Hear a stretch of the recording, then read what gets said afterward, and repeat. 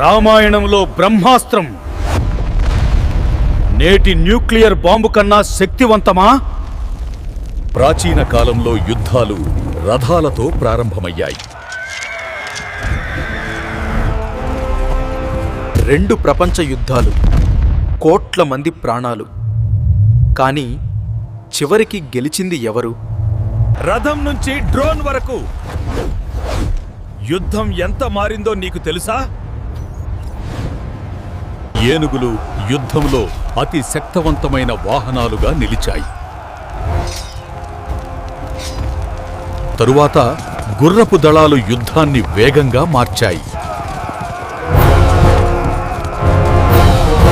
Gun powder ఆవిష్కరణతో యుద్ధం మరింత భయంకరంగా మారింది. ప్రపంచ యుద్ధాల్లో ట్యాంకులు యుద్ధాన్ని పూర్తిగా మార్చేశాయి.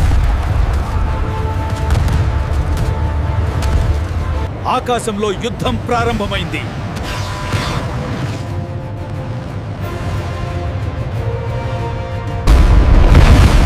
మిస్సైల్ టెక్నాలజీతో యుద్ధం మరింత ఖచ్చితంగా మారింది.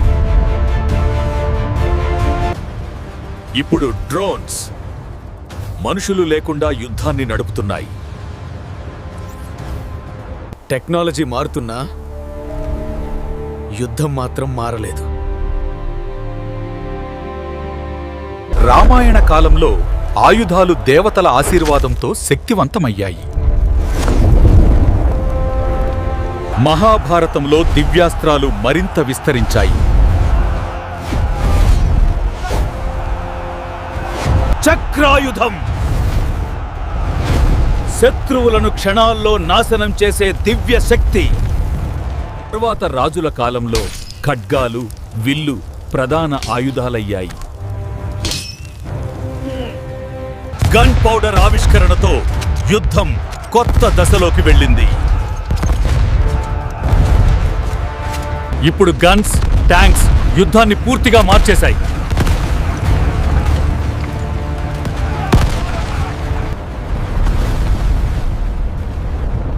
మిస్సైల్ టెక్నాలజీతో యుద్ధం మరింత భయంకరమైంది. ఇప్పుడు ఏఐ డ్రోన్స్ మనుషుల స్థానాన్ని తీసుకుంటున్నాయి. కాలం మారినా యుద్ధం మాత్రం ఆగలేదు. 1900ల ప్రారంభంలో ప్రపంచం ప్రశాంతంగా కనిపించింది. కానీ లోపల ఉద్రిక్తతలు పెరుగుతున్నాయి. 1914లో ఒక హత్యతో మొదటి ప్రపంచ యుద్ధం ప్రారంభమైంది. ఈ యుద్ధంలో 2 పక్షాలు, మిత్రదేశాలు బ్రిటన్, ఫ్రాన్స్, రష్యా, కేంద్ర శక్తులు జర్మనీ, ఆస్ట్రియా, హంగేరీ. ఫ్రెంచ్ యుద్ధాలు వేలాది మంది ప్రాణాలు తీసుకున్నాయి. 1918లో యుద్ధం ముగిసింది. గెలిచింది మిత్రదేశాలు ఎక్టో, ఓడింది జర్మనీ అండ్ కేంద్ర శక్తులు. 1939లో మరొక భారీ యుద్ధం ప్రారంభమైంది. భూమి, ఆకాశం, సముద్రం ఎక్కడ చూసినా యుద్ధమే. 1945లో అణుబాంబుతో యుద్ధం ముగింపు దశకు చేరింది.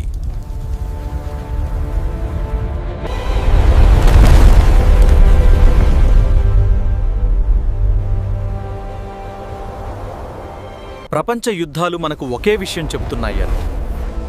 యుద్ధం ఎప్పుడూ నాశనం మాత్రమే ఇస్తుంది.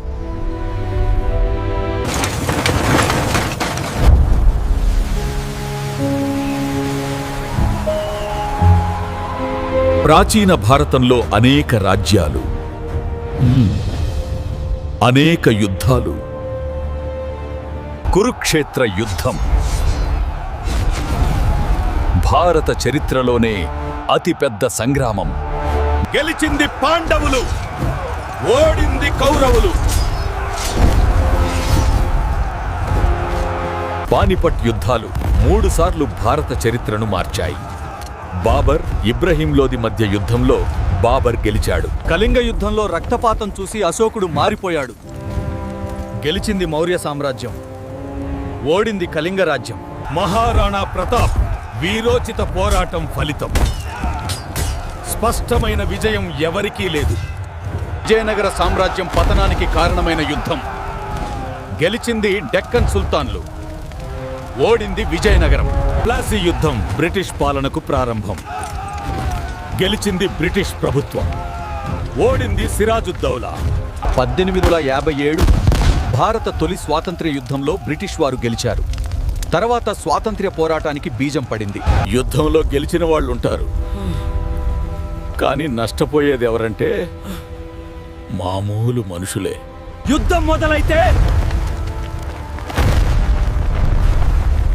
నగరాలు శిథిలాల మారిపోతాయి.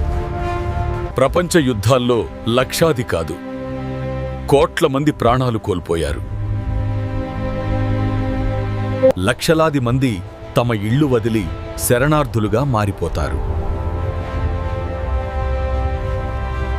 యుద్ధం ఒక మనిషిని మాత్రమే కాదు, ఒక కుటుంబాన్ని కూడా కోల్పోతుంది.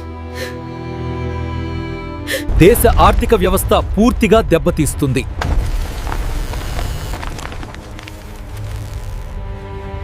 ప్రకృతి కూడా యుద్ధం వల్ల నష్టపోతుంది.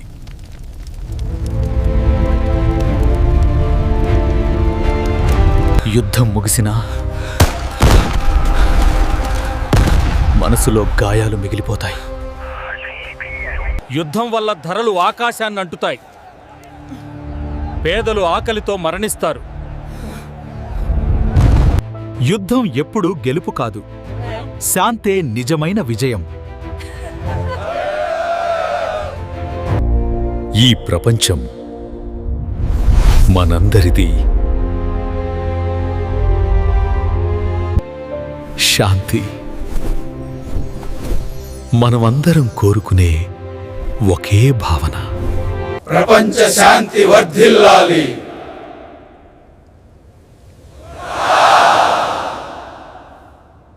మన మాటలు ప్రపంచాన్ని మార్చగలవు.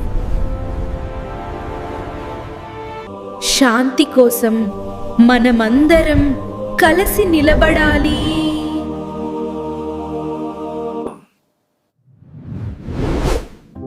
ప్రపంచ శాంతి వర్ధిల్లాలి. యుద్ధం గెలిచేవారి ఉన్నా ఓడిపోయేది మాత్రం మానవత్వమే. కంటికి కన్ను లోకాన్ని మొత్తం గుడ్డిది చేస్తుంది. 4వ ప్రపంచ యుద్ధం కర్రలు రాళ్లతో జరుగుతుంది. యుద్ధాలు శాంతియుత భవిష్యత్తును నిర్మించలేవు. శత్రువు తప్పు చేస్తున్నప్పుడు అతన్ని అడ్డుకోవద్దు. గొప్ప విజయం అంటే యుద్ధం అవసరం లేనిది. యుద్ధంలో సంకల్పం, విజయంలో ఉదారత ఉండాలి. యుద్ధం అన్యాయం మరియు అసహ్యం. బ్రహ్మాస్త్రము అణ్వాస్త్రము కంటే మానవత్వం గల శాంతి ఆయుధం గొప్పది. ప్రపంచ శాంతి వర్ధిల్లాలి.